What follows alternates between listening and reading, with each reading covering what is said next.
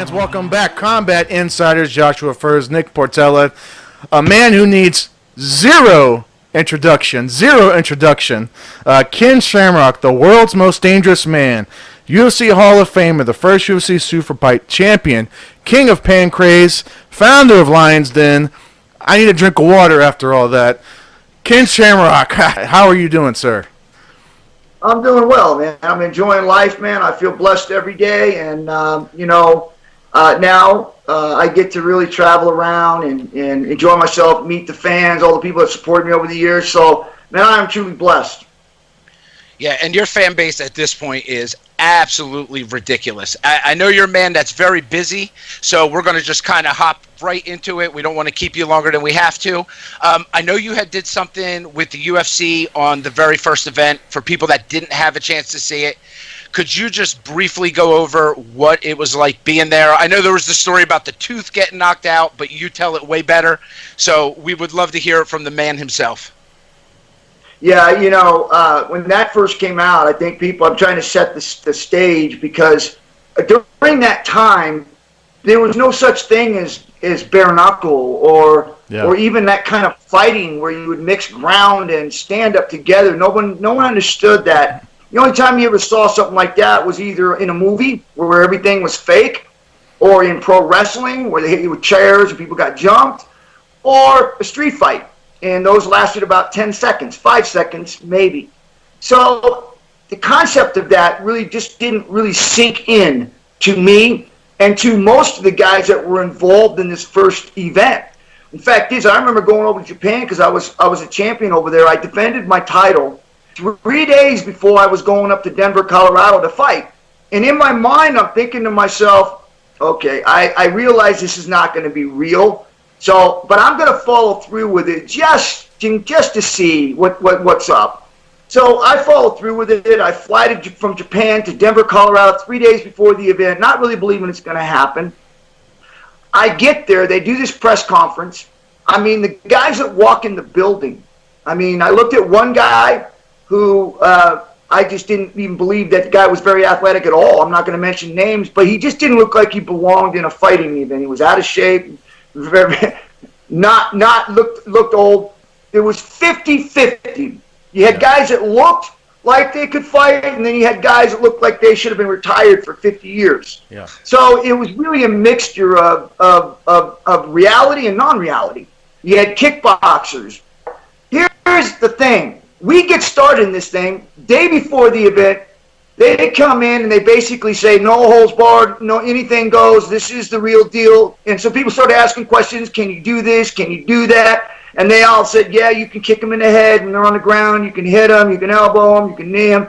Literally, I'm going, this is happening.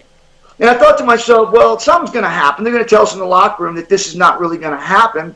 Well, here was a kicker to it, too. Then they came up and said, okay, after the press was gone, it was just the fighters. They came and said, okay, Zane Frazier, you can't wear your kick pads. They told me I couldn't wear my wrestling shoes. And I remember Zane going, wait a minute, I thought this was no holds, but anything goes. There was no rules. And I thought to myself, well, this is where I got myself into trouble. I was like, okay, I don't need my shoes. I'll beat them anyways. Well, I'd never been on a mat before without wrestling shoes, but I just didn't have the concept of how much I would be off. So we go to the event. We're all hitting pads, testosterone flowing locker room, people screaming and yelling, trying to get themselves all amped up. In my mind, I'm still kind of like, when are they going to come to me and say, okay, you can't do this and you can't do that? I'm waiting the whole time until the very first fight happens. Sumo against Gerard Godot. The fight happens. Yeah. He hits him. Bang, bang, bang. The fat guy goes down. Big old sumo guy goes down. He walks over to him, and he kicks a field goal with his teeth. Literally, the guy's teeth go flying in the front row. Yeah. Now, we're all watching this, right? We're all popping pads thinking, okay, we just go out and fight. But no one had the idea of no holds barred. They thought it was like pro wrestling or something. Mm-hmm. All of a sudden, guys were going, that's not what I signed up for. I mean, it was literally guys just going, I'm not doing that. I just know that's illegal. And I kind of chuckled because in my head, I'm going, this is awesome. They're going to let us go out there and do this. Yeah. Now, how I grew up, I didn't have to fight two guys. I only had to fight one. I didn't get jumped. I didn't worry about guns. I didn't have to buy any of that stuff. I'm fighting one guy, and they're going to pay me for it. And I was like, yeah, man, I was jacked up. But all these other guys, it was probably half of them that were like, I'm not doing this. This is not what I signed up for. And it was like, no. This is what we signed up for. We just didn't realize that's what it looked like. This is the real deal. Right. So from that point on, man, it set the standard. Because if it would have been Hoist Gracie in the very first fight with Art Jimmerson with one glove on, they would have crapped over. People would have got up and left. Or if it was me going in there and heel hooking Patrick Smith when nobody had to understand even what I was doing, they're going, he's playing with his feet. Right. He's doing some sort of foot thing. Right. Even the commentators were saying that. If it was any of those fights, I don't know if we would be sitting here today unless it was that fight that really set the tone and people could not deny the reality and the realism of that fight. Was there almost like a moment of silence when you were watching the monitor? Like, did his teeth just go flying into the first row? It's just insane because, like you said, you're thinking, oh, we're going to fight this and that, but when reality sets in, but you've always been a game guy. You were ready to go. You know, it didn't matter. You were in there. Well, for me, I grew up in the streets. You know, I fought my whole life pretty much in and out of juvenile hall. So when they were telling me that they were going to do this, and when I actually saw the fight, I was like, I just got jacked up. I was like, oh. I was like, man, this is real. Like, we're going to be able to do this. And I was really jacked up and excited about it because, I mean, literally, you had never seen anything like this. And so in my mind, I was like, I can't process it, but I know what just happened. And I'm literally going, this is what I want. This is like from what I was doing, which I was jacked up doing that because it was mixture of stuff. But now I saw this and I was like, this is the next level stuff. Wow. And it started an empire.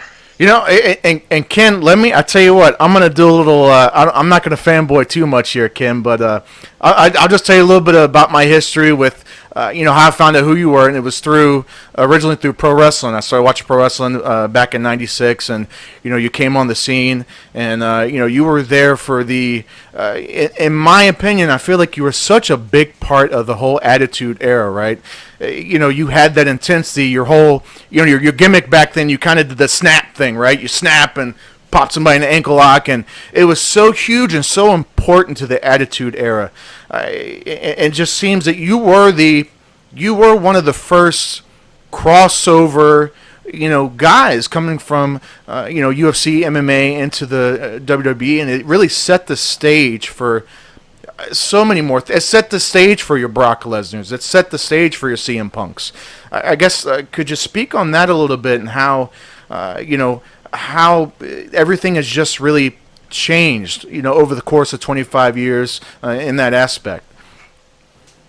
Yeah, especially when I decided that I was going to go do pro wrestling due to some contract things that weren't going to be able to be done. Yeah. Because of a lot of the court things that were going on, and Bob Meyer was struggling trying to keep it going, and so I wasn't going to get the money I needed to support my family. So I had to make a decision on doing something else. Yeah. With the idea that I would go back sometime. Yeah. So I chose pro wrestling, and I remember going into it thinking, I don't know how it's going to go, but let's just go and we'll see what happens, and I can make a decision after I'm there. If I don't like it, I'll walk away. So I got there, and I remembered I had the opportunity to referee Stone Cold and Bret Hart's match, I Quit match, like they were going at it. And I remember going into the match, and I had some doubts about it, like, how is this going to work? Like, I have a hard time selling or pretending something is real when it doesn't look real. And so I really started to have kind of thoughts in my head, like, how am I going to handle this? I got to be true to myself. And so when I went into the match, I literally was going to go in there, and I was not going to be that aggressive or that much into the match if it wasn't something that I felt comfortable with. I was just going to kind of scratch the surface of being part of it. Right. When Bret Hart and Stone Cold started that match, and it was probably 5 minutes into the match, I remember thinking to myself, like, man, this is this is absolutely unbelievable. Yeah. These guys are literally catering one another, and they're aggressive on each other. And I just thought to myself, man, I could do this. This is something I could enjoy. And through that whole match, I was just like, man, this is something I can do. And I really enjoyed it because those guys really came out with an attitude. They came out, they were proud of what they were doing. They didn't want anybody to look at it and go, oh, that was fake. They went after it. They went into each other. They wanted to make sure that they set the tone, especially with me being in there and being able to change the direction of pro wrestling from being, glamorous and flipping your hair back to two guys going there and actually doing something that's aggressive and physical. And so I thought that match, along with me being involved with it, coming from that MMA world, no holds barred world, set the tone for people to realize that pro wrestling was making a change from flipping your hair back and grabbing the mic and doing a lot of talking to in the ring aggressiveness.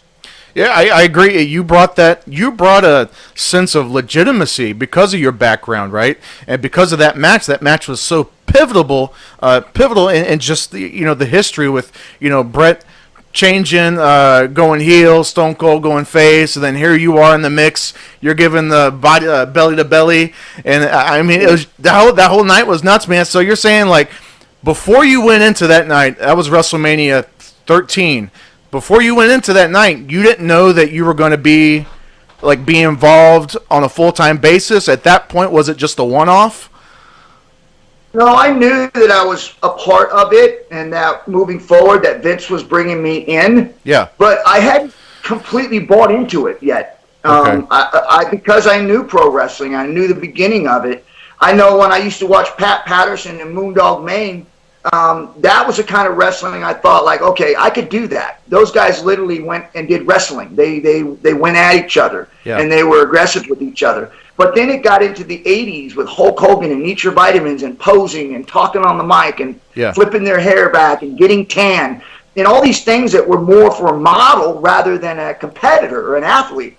And so I felt like going into it, like I just didn't know how I was going to fit in. Yeah. Especially with the mentality and the attitude that I had. I didn't know if I was going to last as long as they were going to have me there. But after the Bret Hart match and Stone Cold match is when I really bought into it, when I really said, I can do this. This I can do. Wow. And the whole, I guess just to kind of bring it back a little bit towards MMA, you and Dan Severn had the history in MMA. Then they tried to do the thing in WWE, of course. I guess speak on that in particular, because I don't know if I've heard you talk so much about the WWE side when they tried to score off you and Dan Severn in there. Yeah, I remember they tried to put an angle together. Dan had some wrestling background, but it didn't work out. I mean, listen, Dan's a great competitor. Nobody could deny his credentials. Yeah. One of the best to walk in there. But the problem with Dan was that he was a stone face and that he couldn't cut a promo. Yeah. And so going into pro wrestling, when I worked with him, it was very difficult for us, with both of our reputation and all the history that we had. We couldn't get that match over. But I could do it with everybody else. But with him, I couldn't, because he had a hard time realizing that he had to sell. Like, he had to put me over. And he had this mental block in his mind that he couldn't put me over because he was so jealous of my success and the things that I had done that he thought he should have been me and me him. And again, like I said, he was great at what he'd done, but I don't know how or what happened to him, but for whatever reason, when he went in there and we started to have our match, he wouldn't sell for me.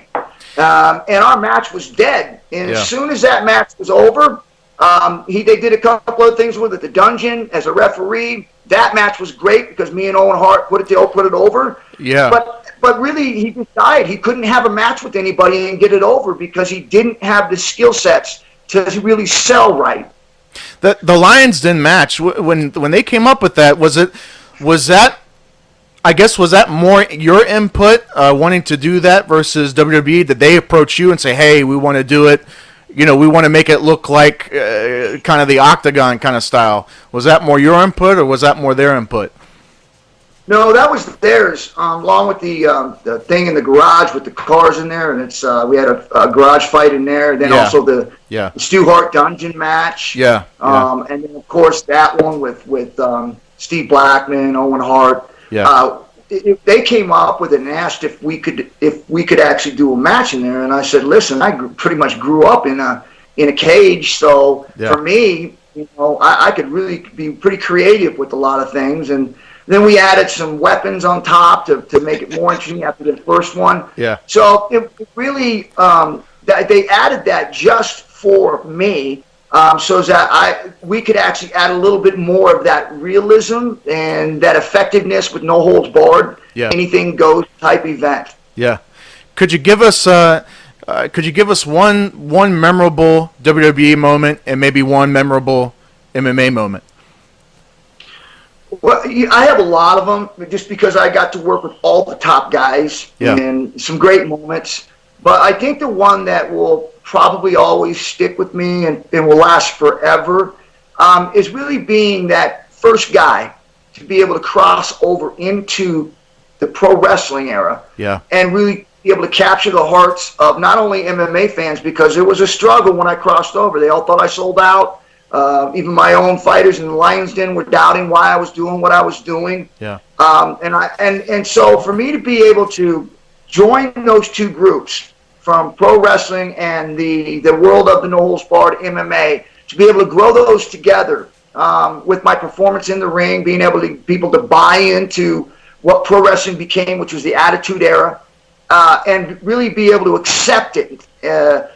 To me, I think that was one of my greatest, not in-ring stuff or anything, but outside the ring, I think that was probably one of my greatest accomplishments, was being able to be that first person to cross over and be able to, because people weren't happy with it, being able to get them to be able to accept it and join together.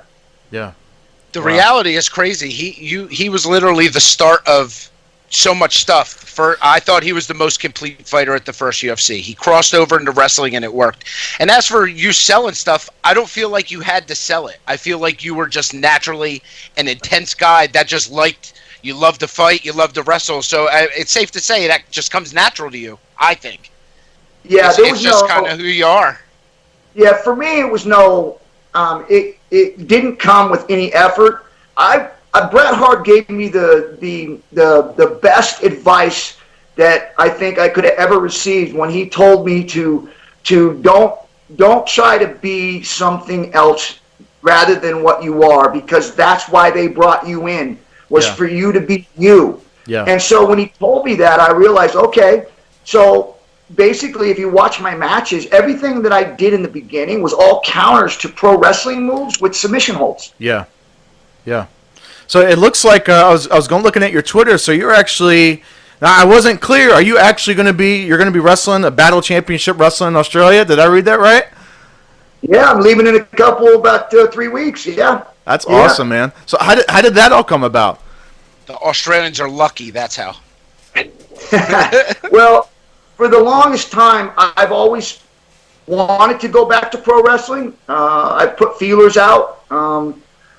Couldn't really get anything for me to be able to get back in the ring, because even the independent shows, they weren't paying.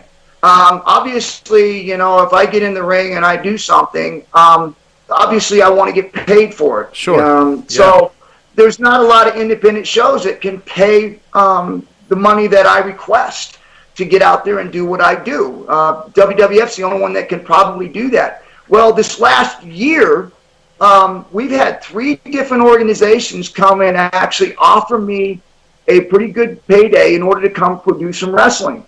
And so that's the reason why now I'm starting to go back into it. Is because now I can actually go in the ring, compete. If by chance I get hurt, then at least I'm getting paid for my efforts in the ring. As opposed to going and doing it just because I love it, and then get hurt, and then all of a sudden I've got to, I'll start scrambling for things because I can't travel and do the things that I love to do anymore. So it really is about the combination of my love to do it, but it's got to be the right match. It can't just be something I'm just doing just to do. Who do they have you working, or do you know yet? Is it another name, or? Well, yeah, I know there's Phil Filthy Robbie Lawler. I think that one, I'm not sure if that's in Melbourne or if that one's in Georgia, but one of them is him. Okay. But the other one, I cut a promo with that one, but like I said, my memory is kind of drained right now. So if you guys can find that out, that'd be awesome. Okay. We will hunt it down. You're holding down. Yeah. So also too, it looks like you guys have there's a book that you got written about you, right? And you're trying to come out documentary, No Holds Barred documentary coming out. Could you kind of talk about that?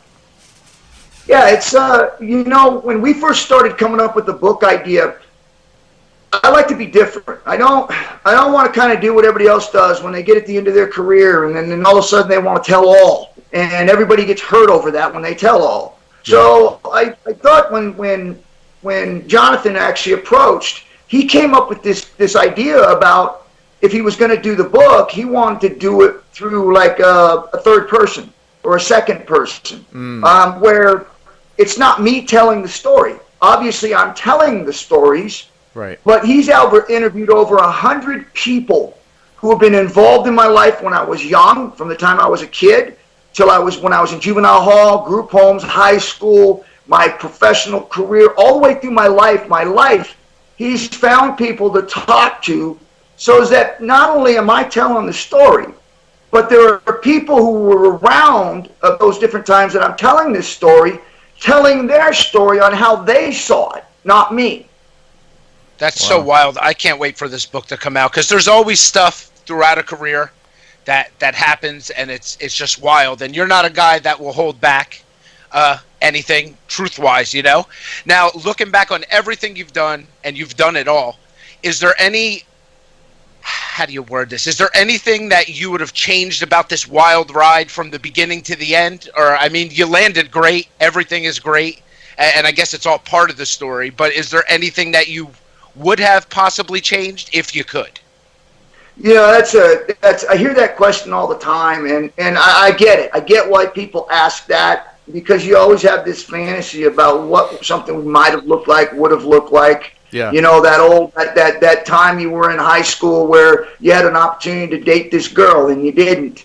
Right. All those thoughts, right? Like, what if I would have just, the way I look at it is this: we live a life. And the life that we live is the one we have to accept. That's the one we got. Yeah. And anytime you try to look back on what you think you could have changed or want to change, maybe you start not liking your life.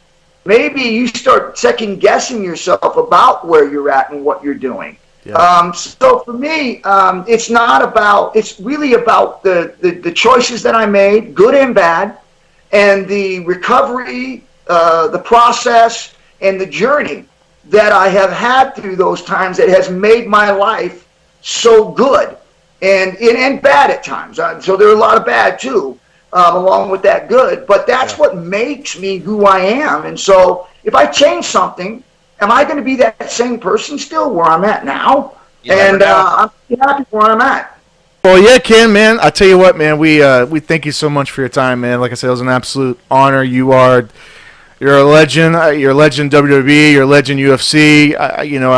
Your story is, one of the best stories. I can't wait for the book, and I agree with you 1,000%. I think your life story, man, just from where you came from and where you're at now, it is an inspiration. I appreciate you guys, and I think that for the longest time, I think people were always saying, hey, aren't you upset that you don't get recognized more for the things that you've done? If people look at your resume and the things that you helped create and help build along the way and giving other fighters that opportunity to be doing what they're doing today. I hear all kinds of stuff about how people think, man, you just don't get enough credit. And I always tell them this. I said, I was very lucky to be a part of it. I was very lucky to be able to be that person to help build that road for everyone. Yeah. But here's the thing. History will always come out on top. It will never be forgotten. And so as time goes on, those things that I was able to do during those times will start coming to the surface, and people will start cutting through all the fog and all the other stuff that is irrelevant and really get the truth of the guys that were the most important during those times and things that they've done, and it will rise to the top in time. I think the true fans and the people that have followed it, and even if they didn't follow your career, just the UFC alone, the true fans know, where your place is in the history books. And you're right, it'll never be erased. You can't change that. Also, Nope. see, you can't go back and change things. So you, sir, will forever be in history, making it possible for us to do what we do, that, we're this far into it. It's just amazing, everything you've done and to have you on. Thank you. I appreciate you guys. Anytime, sir. Appreciate your time, Hey, Nick. when the book comes out, when that book comes out, we have to get on and actually do a thing with the book and get some questions and stuff. 100%. Anytime 100%, you like. man. 100%. All right, guys, for Nick Portella, Josh Furs, for the man, the world's most dangerous man, Ken Shamrock. We are out. Appreciate it, guys. Peace.